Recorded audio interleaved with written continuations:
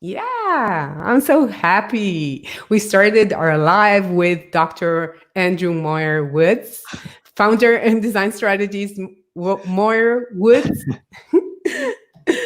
products research. Did I say okay, Muir? Yeah, Muir Muir Wood. Muir Wood. Okay, Muir Wood. next time maybe I'll do it better. I want to tell you that I'm very, very happy that you joined. And we're here in the Invincible Innovation Show. And it's the first time I'm bringing someone that I really like, happy to talk to other than just professional thing. Because I know Andrew from the Google Experts program. And I met him, I think, like 3 or 4 years ago. And other than being very sharp and smart, he is the funniest man you could meet, and it's so like it's a pleasure just talking to you. So thank you for joining me. So are you saying that all of the other people you interviewed weren't a pleasure to speak to? They were, but they were more like professional thing. Oh, don't okay. don't Yeah. catch me here, you know, Okay. nobody would come. So you're saying that I'm not professional? You are both, you are professional and funny, Okay. that's what I'm Good. saying. Checking. So let's start. So could you tell me just how did you come to be like design strategist? How do you focus on product research and user research? How did you decide to be on that path? Well, actually, I was thinking about this. When I was a kid, I really wanted to be a detective, and I had this like very specific image of it's like a kind of film noir detective, kind of wearing a trench coat. I borrowed my dad's trench coat, and like wearing like a Humphrey Bogart kind of hat. Oh, Um, and like I just love the idea of sort of following people around and like solving puzzles and things. And then yeah. and then I just put those silly childish dreams away, and then and I went and studied engineering, Mm-hmm. and then slowly but surely found my way back to a world where I'm kind of solving puzzles and following people around. Right.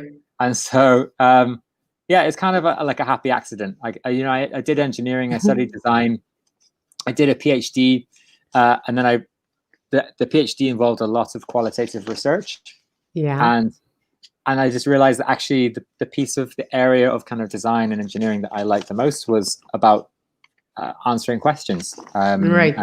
and designing ways to answer questions through Yeah. research. So we're talking, you know, in the middle of the COVID-19 crisis. So we have so many open questions. Nobody has an answer or a plan. So could you tell me, what do you think could we use research for in order to make our lives better and companies could be more successful with this research? Yeah, I think that the challenge here is that there's going to be so many kind of unpredictable kind of outcomes and side effects of this firstly the pandemic, but then also the kind of knock-on effects of the a recession that follows, and just a changing mindset around risk and around health, things like that. So there's going to be all kinds of changes of behavior that are going to be relatively hard to predict without actually speaking to customers. And so Yeah.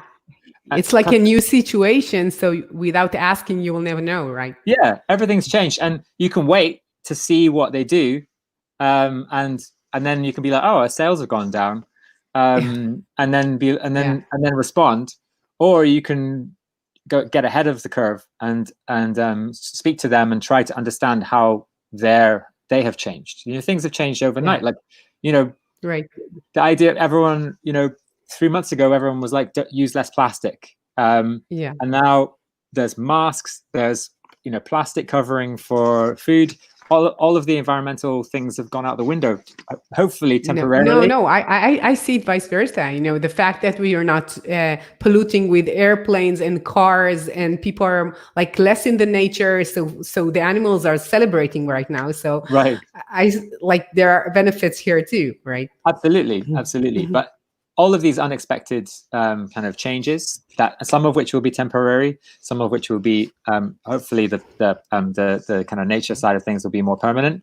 But you don't, especially when it's like a second order effect, you just don't know what it's going to be. And so Yeah. speaking to people, having conversations, and just listening, and not necessarily knowing what the answer is going to be is going to really help you to get ahead of that. Yeah, let's say I'm a company and I come to you and I tell you that our sales are down. We think people are less content with our products. And what would you do to help us other than just talking to people? How do you gather the information? What are you asking? Like, tell us about your work more. Yeah, I mean, I guess the first thing would be to look exactly at the indicators that you mentioned. So if there is a specific change that you're interested in, that perhaps sales have gone down, or maybe the active users on your product have gone down, then I would probably start by having a think as a team, and speaking to the people in your company who already have exposure to customers, to try and get some ideas of what hypotheses there might be about the reasons behind these things. And then as quickly as possible, I would then just try and get on the phone or get in front of customers that have displayed this behavior, and also customers who've not. So trying to understand, the ones who have continued buying, as well as the ones who've stopped buying, and really unpicking the motivations and drivers. And you just never know what those drivers might be. Sure. Sometimes it might be. And like only while talking to them, you could really understand the essence of what they're trying to do, or what the change is about, right? Yeah, so absolutely. You talked about in your research that you had lots of qualitative measurements, and many people are very obsessed with data and quantitative data. How do you see the difference, and why do you think that people are not like aware of the power of not only data, which is raw one? Yeah, I mean, so this is an age-old debate. I think that they complement each other really well. The data obviously allows you to have a much kind of larger scale understanding of behavior, but it's often lagging. So it's often you only happens afterwards. You see your sales have gone down, for example. It also doesn't. It's often quite opaque, so you can see the sales have gone down, but you don't know why. And so the qualitative data helps to understand why, helps you to come up with some of the context behind those changes, and there could be multiple reasons, and it gives you some clues as to how to make changes, how to solve it. Sure. Otherwise, you're kind of shooting in the dark. You could be like, okay, well, I have an idea. Maybe we can change this to we can make it cheaper, and that will. But how do you know if you haven't talked to people and worked out that price was the driver? Maybe we'll do more marketing, change our ads, or something like that, or the support is not good enough, or something like that. But it's even more important when you have a new idea or a new product, and then you don't have any data, and you just imagine yourself doing something. And this is even I think will be more frequently used because people are changing and the market is changing. So we need to create something different, a different solution, and different products, right? So, and how is the process different in that case? That the company needs to go to a new market, to a new type of clients, and so forth. Yeah, so that discovery is what you're looking for there. So in those situations, you're trying to understand existing behavior and existing problems, and so that you can try and predict how your kind of technology might fit into that world. And so if you speak to people and they say, we have this problem, and we are currently solving it in this way, but it's not a very good way. It's very expensive. It's very slow. It's very stressful. Then that's a really good clue, and a very cheap clue to gather that you're on the right track. And so then if you then go back to those same people with the prototype of your solution, there should be a lowered risk of that solution being rejected by those people, because they've already revealed that they have this problem. They've already revealed that they're looking for a solution, but they haven't found anything. And then, then they can give you that group of people could then give you more relevant feedback on whatever ideas you have. Yeah, and we have someone live, like people live in here, and we want to say hi to Juan Kim. So thank you for being with us, and you're welcome to ask questions. So I'll try to do like multitasking, view what people are asking, and then maybe ask you some of the stuff that they are asking. So could you give us like an example for a use case that you have an insight that you found during these research from one of your clients or projects? So actually something that's quite a good case study recently is this project I worked on at the beginning of the pandemic, which is the Meals for the NHS. Yeah, it's a great initiative. I was very, very proud of you, and I really watch you on your LinkedIn, just seeing what's going on. So I'd be happy if you tell us more about that. Yeah, I think it's a good one. It's a nice case study of a lot of good practices in innovation. And just as a quick background, what we did was we realized in the UK that doctors and nurses were not eating properly in the evenings because there was no food at the hospitals. The canteens have shut. They usually shut at 5 p.m. Wow. And also at the beginning of the crisis, a lot of the shops were empty or there were really big queues. So it was very hard for people to cater for themselves. And as a result, they were eating from vending machines and just or not eating properly at all. And so we decided that we would try and send meals into hospitals from local food providers, and that we would try and get the public to fund it. Wow. So we did it, and we started with the problem. So we started by interviewing doctors and nurses and understanding this issue of there being no food available, understanding that also a lot more people doing night shift because of the crisis. Yeah. And so we really deeply understood the problem, and then we started experimenting with a solution. So we said, well, what if we send meals into you as if you just ordered meals yourself? You've ordered 50 lasagnas to your team, but the difference is it just happens to be free. And they, fairly obviously, were like, yes, please. Yeah, of course. So we started sending food in. We actually paid for the first few food deliveries ourselves, just to understand the delivery process, to understand the logistics, the safety, et cetera. And then we were able to use that to then answer the next question, which was, will the public pay for this? Will they donate money to fund it? Which was the second most risky question. Will they pay for it? Yeah, will they pay for it?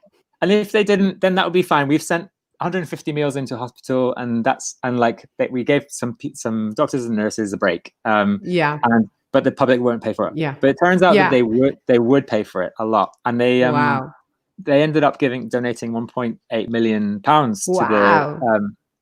But it was very much it was kind of a perfect situation in that the British public really wanted to help, but felt helpless. And providing food, and there's an old saying, food is the best medicine. So providing food to the staff so that they could save lives was just such an approachable way and a kind of tangible way for the public, that it really resonated, and that's why we got a lot of backing. When you're saying about like providing food, it's like, it's not only food, it's like, we see you, we know you're like trying so hard, you're working so hard, and we want to just chip in whatever we can. And for the doctors, it's like, we're caring about you as much as you care about us as a population, as humans. So it's like, and when you're closed at home, I guess you cannot do much. You cannot just go to the ER and start resuscitating people. Yeah. So what you can do is just feel better while doing something good. So now you're not only like fun, now you're even a good-hearted person. Just temporarily, just for 2 months. Now when it's gone, like, no way. And is it still working? So it's like, it was only when the lockdown is on, or? Yeah, so it just finished. I think we sent our last meals 2 weeks ago. So it really was, a response to the crisis, and there was a lot of factors. So the more staff being on night shift, the food not being available in supermarkets, and then obviously the food not being available in hospitals. That sort of triple combo made it hard. But now there's a reduced number of people on night shifts, and the supermarkets are kind of back to normal. And so it's just not such a big problem anymore. And so we were constantly measuring that. We were constantly asking staff, about their needs, and thinking about how much money we had left, or whether we wanted to do more fundraising. And we reached this point where we felt actually, that there is still a need. There's a catering problem in the NHS, which is something separate. But the crisis, and what our donors had donated for was kind of had reached a logical endpoint, and so we were able to say, that's it, and we'll kind of close things off. And we had to, we had a duty towards the people making the food, because the other side benefit was the fact that we were supporting help the restaurants. Yeah. So we had to let them down and make sure that they knew that this was going to end as well, because they were about almost half of the restaurants that we worked with were they attributed us to increasing their chances of survival of their businesses. Wow. And so that we were learning a lot from them, and we were learning a lot about food delivery, food logistics, food safety throughout the process. So it was just a big old learnathon. Yeah. I took part in lots of hackathons during these months, and people trying to do anything they could do in order to make something the situation better. And you see that people are joining forces and creating something better just because they want, and they want to utilize their talents to do something good. So I hope we'll have more of that. We don't need a full-fledged pandemic for that, right? So yeah. And tell me, how did your professional capabilities help you do your work better in this crisis, with this NHS projects and with others, your clients asking you to help them reinvent maybe some of the stuff they're doing? Yeah, well, certainly I'm currently working with a university that is thinking about what September is going to be like. And particularly more actually around the non-academic side, which is really scary, because this university is such an important experience for young people. And if you make it all online or partially online, then it's going to be different. It's not going to be exactly what they kind of dreamt of. And so, so getting that right, or at least getting it as good as it can be, is going to be important. So that certainly is, that's a project where we're speaking to as many students as possible, and we're trying to, understand what is important, about being an undergrad or a postgrad, and then thinking about how elements of that might be translated into digital experiences, and also just thinking about what the kinds of situations that, because we don't even know what the rules are going to be in September. Nobody knows. Yeah. So but all we do know is that the digital side of things is going to have to be good. Be ready. Yeah, that's for sure. When we talk about, we know that the needs are still there. So people are going to university to educate themselves, but not only that, they want to meet people. They want to meet people that could be their friends and be a companion while they're studying really hard, and maybe they could help them with their career afterwards. And it's like an ecosystem, the university. It's not only just going and listening to lectures. And the same could be with we're talking about education, but what about entertainment, and what about sports events and so forth? So as I see it, when we're thinking about this change, and people are just thinking about people losing money because we're not going to any concerts, for example, but there are trillions of dollars of needs out there, and you just need to meet them. Right? Because people still want to listen to music together. Yeah. or to go to a comedy show, right? So they want to laugh together. How can they laugh together? Yeah, So absolutely. it's the same needs, and we need to understand how can we create something new, and it's different than what we have. Like, for example, I think that we are like in the middle with education, because we didn't really understand what is like, what should we do online, what should we keep like face to face, how can we do that, and what could be better this way or that way, and like it's a really big question, right? Yeah. And what did they say, the students? Well, I mean, so it's interesting. Some of the students we spoke to have been, they have already experienced the teaching at the end of their first year. So all of Yeah. the teaching went online at the end of last academic year, and so there's that side of things, mixed experiences there. And I think that, but I think what we were trying to learn is, how, about all of these other aspects of university, and the socializing being, Yeah. and the connections that you make being such an important part of that experience. Sure. And actually if that's not there, if you're not getting those connections, then you may as well just be doing an online course. Yeah.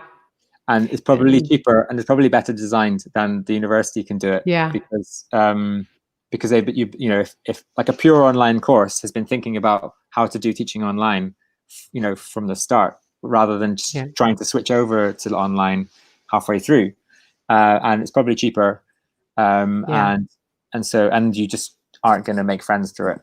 Yeah. And there are like the dorms, people sleeping together and like in the same room and having friends and going out and having their social life, other than just going to school and come back, right? So yeah. So I guess that we're all talking about people closed inside and being lonely, and most people think about maybe old people being lonely, but as I see it, many of them are really maybe more used to being lonely than people who are young, that have more energy, and they're really used to being social and not being alone.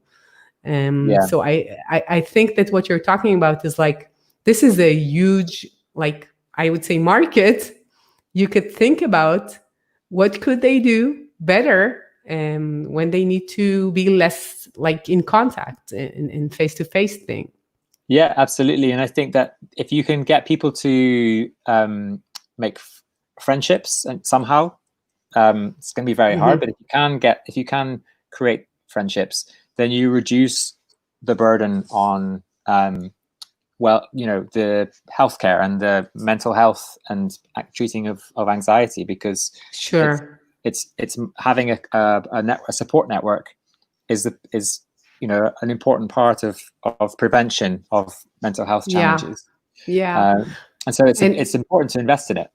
Sure. I think that in general, you see people are very into the physical health because, there is a pandemic, but the implications of that for your mental health, I think are more detrimental in a sense, because you're very anxious and for a long time, and what could be done when the unknown is here? Like, that's it. Nobody knows.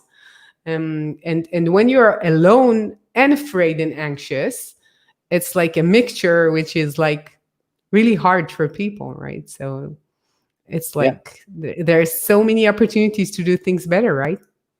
As I see it.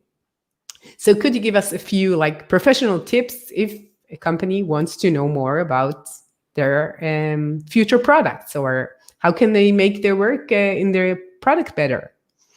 I think that I think the biggest tip is just to try to shorten your learning cycles. So to try to learn as quickly as possible.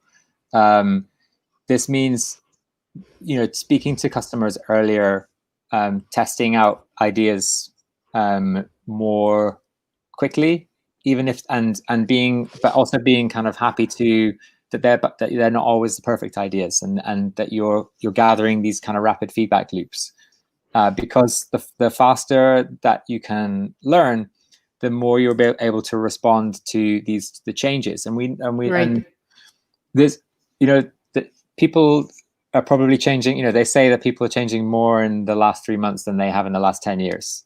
Yeah, you could say that. We'll see how many of those changes stay, but there's going to be, there'll be a knock when a lot of people lose their jobs in a few months' time. That's going to be a huge change that a lot of people aren't ready for, and that will create new challenges, but also new opportunities. In recessions, more entrepreneurship often increases because people lose their jobs and start businesses, and so creating tools that help people to start businesses and help them to be successful. That's an area that will probably increase. Sure. WeWork. The necessities.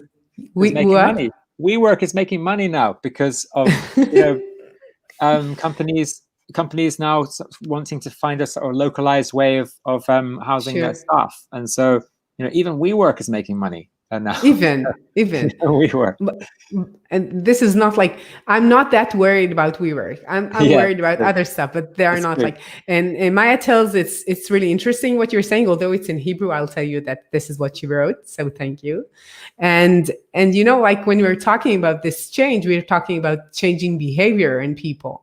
And I think that if something is really intriguing and spontaneous and hard to predict is human behavior, because there are so many aspects of it, and we cannot really imagine what it will be. We can imagine the numbers of, the pandemic maybe, or the numbers of the financial impact. But to really understand behavior, we cannot do it without talking to people. Right? So your work is so important right now, right? So do you feel that this work highlighted your role within a product differently right now? I've always thought my role is important. For you, it's obvious. It is. Yeah. But I think that I've not seen a decrease in demand for my services. And actually, there was a period, there's 2 months when it was just everything sort of dropped. But now it's just there's a lot of demand because a lot of people are like, okay, we need to learn from our customers. We got to get, and we want to do it quickly. We want to do it rigorously. So actually it'd be quite useful to get someone experienced in to guide us through that. And so, so I think I do. And I in general, I think that in the tech industry, the maturity around the need to speak to customers is increasing. And so that's good for me, good for my business. Of course. And it's good I think it's good. It's not only good it's good that it's good for you, but I think sure, of course. Yeah. All this crisis, who is it for? Now you understand. Yeah, it's for your business. But other than that, I think it's good for the companies to understand that, because if not, it's all gut feeling. If you don't really talk to your users, it's all like, we think it should work this way. And the fact that organizations are working more like agile, fast, lean startup, things that are done fast, it's good for them and for their business. And this is why they're doing that, It's like the way of doing things faster, like experimenting, learning, and then doing something on the way. It's like it's needed.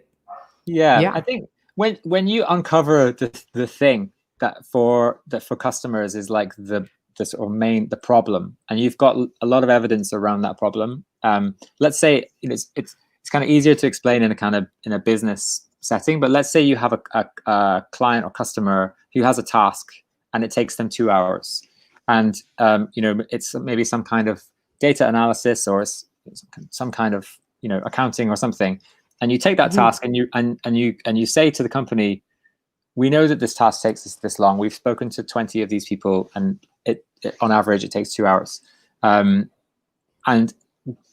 our challenge as a company is to get that down to 1 minute or like 0 minutes or whatever. Then it's such an amazing to be able to like have a customer centric goal like that, and to be confident that if you get that right, then the money will come. You don't need a revenue goal if you solve that thing. Obviously, you also need evidence that that customer has like budget available to solve and he's solve that not problem. alone, so there are more customers like him. Right. Yeah. You need that evidence too. You do.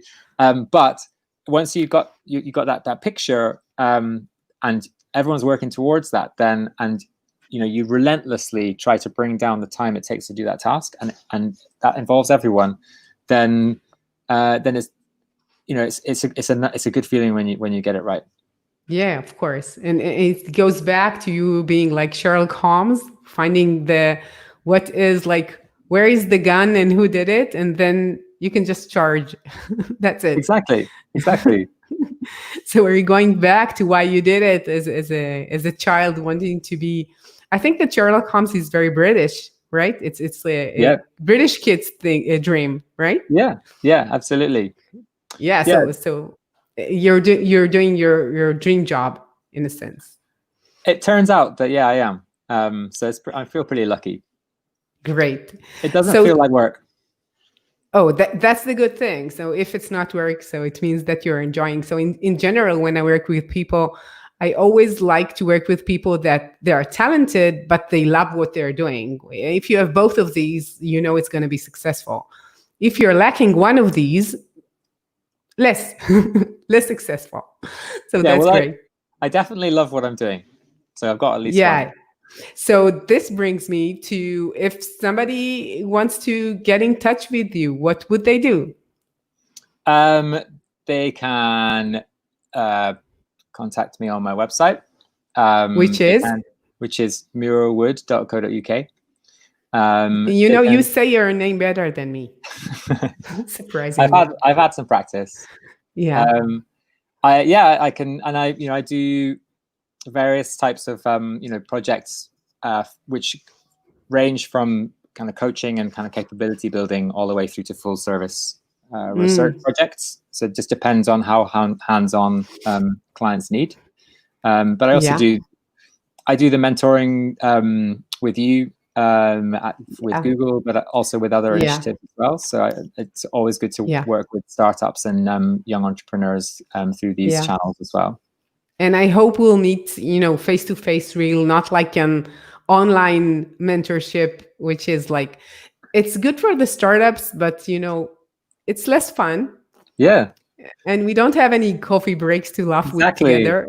So it's like, there is a need. Now you see there is a need. You can go back to Google and tell them, I've talked to all your mentors, and I talked to one mentor, and I believe that this is the use case you should invest in. Like it's a very important mentor after all. That's me. Yeah. So they'll surely do that. That's for sure. Yeah. Great. So first, I'll add the links to this video here. So I hope that everybody will be, I'm sure that everyone will be interested in that. And I want to thank you for your time. It's been like lots of fun for me and very interesting. And I hope we'll have more chances first to talk and to do good, because like doing something good without any benefits is like the best thing you could do ever. Just using your talents and expertise to make something better with this very hard situation is like, you cannot do something better than that. Yeah, feels pretty good. So thank you, Andrew. Now I'll try Muir Wood. No? You did a wonderful job. You did a really good job. No, thank you, Andrew. And thanks everybody who joined us. And next time in Invincible Innovation, we'll have another very interesting and nice person, and funny, I hope. So thank you, Andrew. Bye-bye. Bye-bye.